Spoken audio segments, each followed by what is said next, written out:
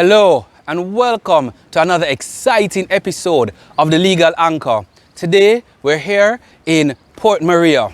As you can see, it's in my blood, as you know, the law. We're here in front of the Port Maria Parish Court. Port Maria is known as a major place for fishing and for recreation. People come here to do all forms of relaxations, none more so than visiting the beach. However, as we know, the beach has come under major scrutiny in recent times as it relates to pollution. We have seen that pollution has played a major role in declining the fishing industry locally and internationally. Therefore, it is with that today that we'll be talking about marine pollution and ecological restoration. So join me as we talk today on marine pollution and how marine pollution can be eradicated. We can eradicate it if we really are serious about it. Equally, we want to also understand how it is that we got here. Now, pollution can be from the land or sea. What many people do not realize is that pollution is mostly from the land. The sea is a minor source of pollutants. The majority of pollution that comes into the sea come from the land. With it coming from the land, that means that we have to try and control all of the pollutants coming. The United Nations has done an excellent job in trying to make it quite understandable to the average man how important pollution is. We see that the United Nations has implemented for the sea MARPOL. MARPOL is the marine aspect that deals with the ships and how emissions from these ships are to be controlled. So we are seeing now that the United Nations has done major overhauling. There's just not, and MARPOL isn't the only one. There's a whole lot of laws. Equally, we see that they've done regional initiatives. These regional initiatives have to do with dividing the world into various sections. So we have the Caribbean initiative, we have the Mediterranean, the Pacific. All of these are looking at each region and taking into consideration their idiosyncrasies. These idiosyncrasies of these regions are what make them unique. So example, up in Alaska, we see the polar bears and all of those ice caps are endemic to that region, and the United Nations has done laws to protect them over there. Here in the Caribbean, we know the sea is our major thing. This is what makes us our money. This is the greatest earner of foreign exchange. So therefore, when seeing this, we understand that we need to protect this environment. The fishing industry needs to be protected. Fishing is major business, not just in Jamaica, but internationally. So with it being major business locally and internationally, it has to be protected. Jamaica has implemented a whole lot of laws. Many persons say we don't have enough laws in this country. Yes, we do.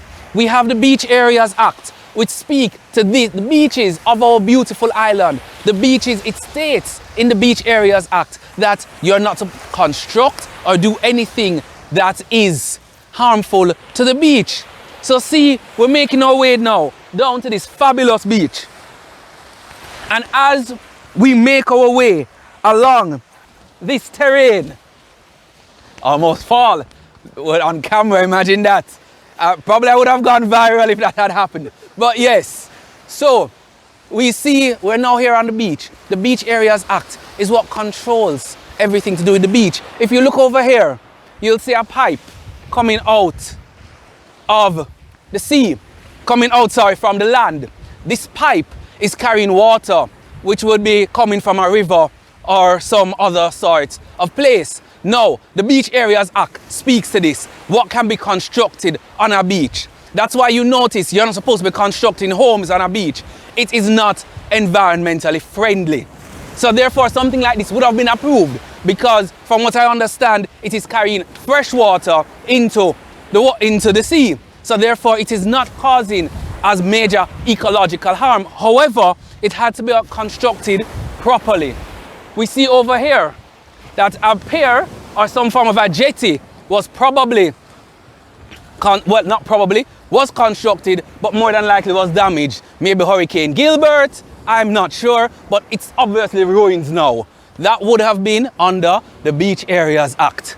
The same fishing pot we see here behind me, that would have been subject to the Fishing Industry Act. The Fishing Industry Act dictates how fishermen are to be fishing and what is expected, and the roles and functions of the fishing industry, and how we can ensure that it is done in a sustainable way.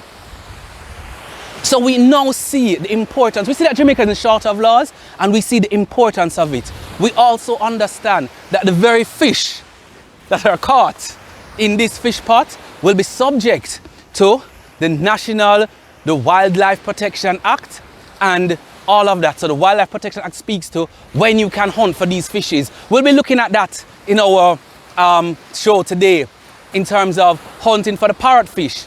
Major debate. We'll be talking to some fishermen today who will tell us their views on going fishing and the proposed bans that are seeking to be implemented. We already have a ban on when you can hunt for lobster and all of those things. So the Wildlife Protection Act aims to try and protect these wildlife creatures because it is not an infinite resource. We also see that the National Solid Waste Management Act speaks to the very pollution, which it don't have to look far, see? I did not have to look far to find pollution right here on the beach, which is sad.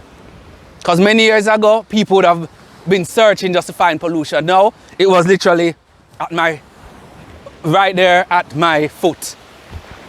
So, with that said, we understand now the importance of the marine industry. We understand the importance of marine pollution and why it is so harmful. With that, ecological restoration is what we need to be looking at. How do we make this beautiful environment somewhere that people want to be, and that the fish and all the other wildlife can ensure that they enjoy, and we can enjoy it for years to come. Now, sit back, relax, and enjoy as we will be speaking with various stakeholders in the marine industry to understand everything about marine pollution and marine restoration. Thank you. I cannot believe I did so much in one time. Oh. Jaja. Jaja. Bloopers, bloopers. Oh, Sorry about that. here at Padgy Beach, Yeah. and what's your name? Winston. Winston. Yeah. So we're here with Winston, and Winston, what do you do here I'm at a Padgy Beach? fisherman. I'm a boat captain. I'm a boat owner and everything. You're a boat owner, fisherman. Yeah. So do you have any proof? Because under the law, you have to have some form of documentation. Yeah, we have a Boats fishing must be license. registered. We have a fishing license. I have it there on board and thing. You have your fishing license. Is this your boat here? Yeah, that's my boat there. Come on. Right here. So this is your boat. Yeah. And I have Okay. my fishing license And I see that they're carrying out now some stuff. stuff on it.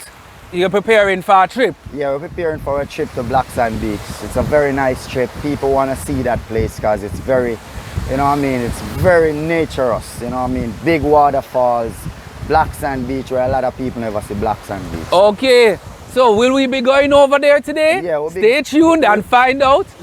If we'll be heading over there, you just might be in for a surprise today. So, under the laws, we were saying now, you're a registered fisherman, you have your ID, Yes.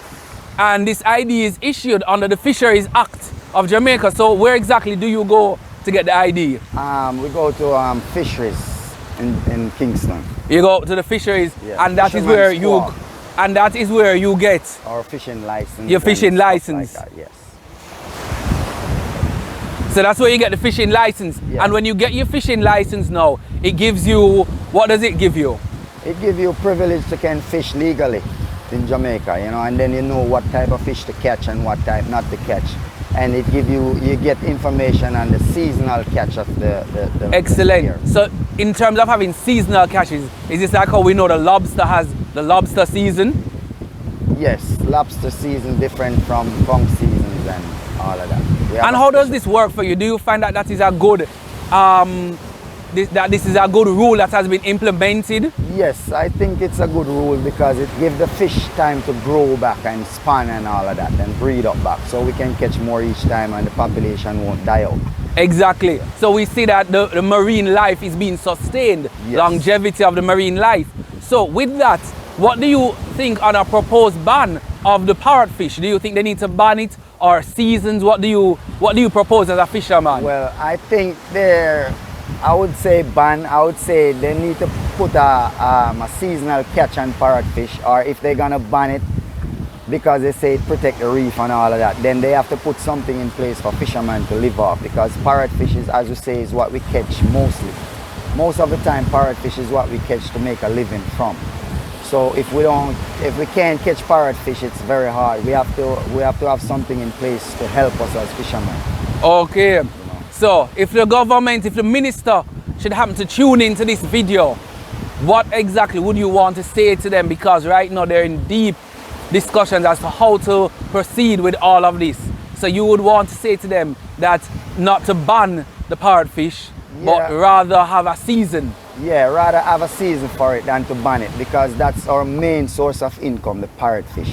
Okay, You know so talking about your source of income, we look around the beach and just right up here we can see the pollution.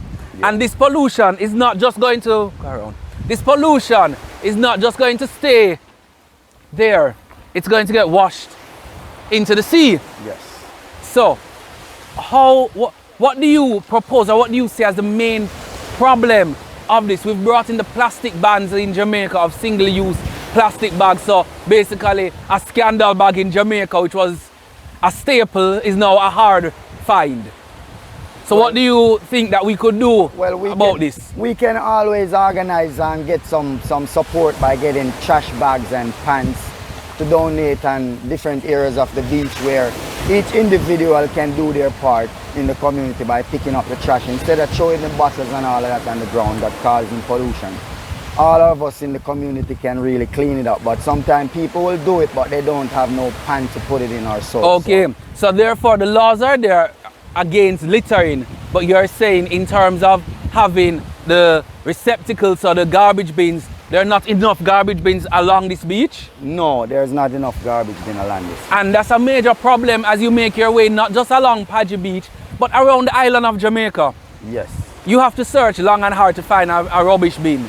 Yeah. So what would be a recommendation then, Well, once again, for this beautiful beach? It's to get some garbage can to donate, so we can really put them up so people can really throw the trash in the pan instead of on the beach, you know. Exactly. It doesn't look good. It doesn't look good, and it's not good for the marine environment. Yeah, definitely. Okay, so I want to thank you very much for agreeing to interview, and it was a pleasure, and I look forward to much more interactions with you as it relates to the whole fishing and understanding even more on the fishing industry. Yeah, man. Thank you. Thanks for coming, and thanks for caring about Padgy Beach and Padgy Fisherman, and wanna help in any way you can. We appreciate it, and thanks for coming again, you know. You're welcome. Okay, so you heard it here. The fisher folks and the problems that they're facing. This is just one of the things that we understand. The parrotfish, not a complete ban. However, they're open to seasons for it, and also to ensuring that we have enough places for the garbage, because marine pollution is everybody's problem, because the majority of marine waste comes from the land. Thank you. Yeah, man.